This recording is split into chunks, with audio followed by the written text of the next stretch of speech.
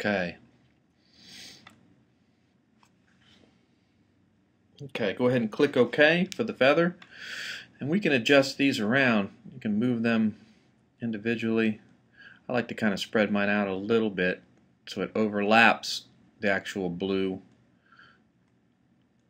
And what we'll do is we'll send it back behind that blue so it gives it more of a nicer effect. Go ahead and press select so that we select both of them, and then shift command left bracket, command right bracket to bring it up to the next layer, and that'll give us our shine. Getting there, pretty cool, looking good, not too bad. Next, what we're going to do is we're going to actually bring in the text. So select your text tool. For this text, we're going to go ahead and use the Bauhaus 93 to stock text within the CS5 platform, and go ahead and type your text. For this one, we're going to, of course, do design professor. Set your text to a 26 point, and then we'll move it onto our shiny button. You know what? We may go a little bigger with that text. Highlight it. If you like, you can go a little larger. May go to like 31, 32 is fine. 31 is good. Alright. And center that. Bring up our text box a little bit here. Okay. Go to envelope distortion. It's under the object tool. Underneath the object selection, I'm sorry, and the envelope distortion. Choose Make with Warp, okay, and hit Preview. And for this one, we're going to use the Bulge tool, okay, or Bulge style. I apologize. Set it at about 44%. I believe that's what we normally have it as. Yeah, that's fine. Keep it at horizontal, and then click OK. All right, this gives us our bulge effect. If you like, you can center it a little better. You can nudge it downward or upward to you get the center that you want. Kind of leave it above the datum line there so that you'll be able to give it that bulgy effect. Next, we're going to go to Effect, go to Stylize, and we're going to do Drop Shadow. Okay, Drop Shadow, choose Multiply under Mode. Opacity, you can kind of play with the opacity if you like. Again, that's up to you.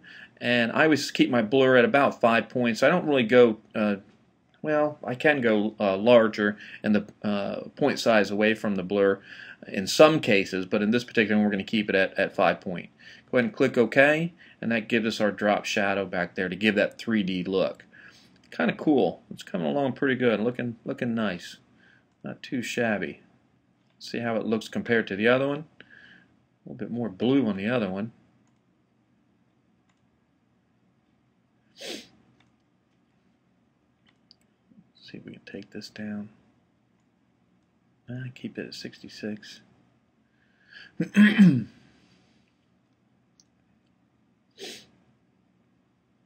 Actually, we're going to bring that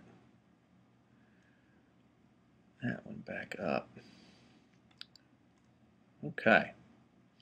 Come up to Object here. We're going to unlock the top layer. Go ahead and select that, and we're going to actually bring that top layer back down to 66. Okay? There we go. That gives us a little bit more of a bluer layer, that bluer design here. And it also kind of does away with our glow a little bit, but we'll fix that here in a second. Won't be too bad, so don't worry about that. Go ahead and relock that. Command 2. We'll lock that back, and then select the layer below.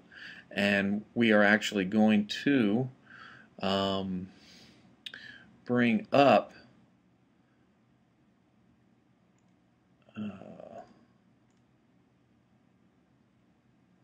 no, never mind. Cancel out of that. Okay, so we have our basic design here. We also might want to go ahead and add the stroke here to the top one, so you may have to unlock that top layer again and go ahead and add that stroke, that darker stroke, and make it the same size as what we did before. Oops, a little big there. And this will help hide that gradient underneath as well. or that low opacity, I should say, underneath as well. And we'll select that same. There we go. Nudge that up a smidgen.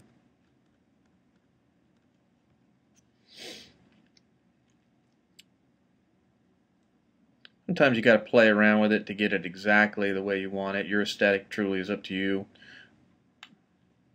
There you go. That's what we wanted. Okay. To get our other glows and our final shine here, what you can do is select the bottom feathered, Command C to copy, and Command V to paste, and we're going to move that here into our main shine created from the gradient. Bring down the opacity a little bit of it so it's not too overbearing. Try it there, it's good.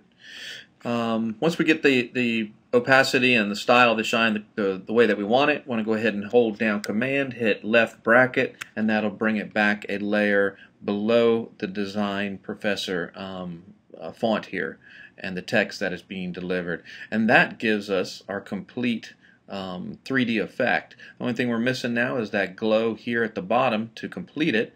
And how I did that again is Command C copy, bring that, kind of got away from me, Command Z,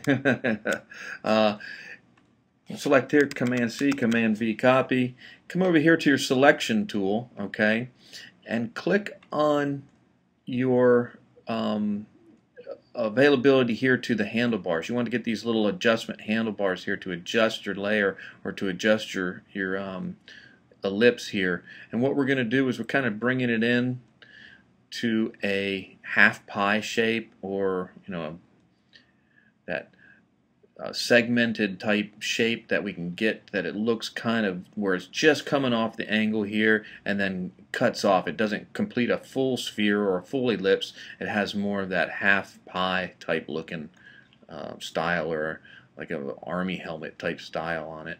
And rotate it around, get it into the direction you like, place it, voila. Very, very nice. And that's basically it. It's a quick, simple logo.